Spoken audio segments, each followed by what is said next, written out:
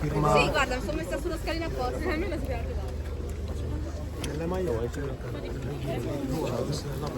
Vede, vai. Com'è, tutto bene? Vai. Vai. Loro due. Ormai, Vedi, mettili a fianco. saremo una sua ossessione. Grazie. Ma ci saremo da parte. Grande Gollini. Gollini Ok. Una foto. esce in questi istanti dal stadio Alberto Picco. Gollini, stesso discorso di Matteo Politano. Probabilmente raggiunge lui che è arrivato da poco la famiglia il giorno libero e rientro martedì. Ciao, grande.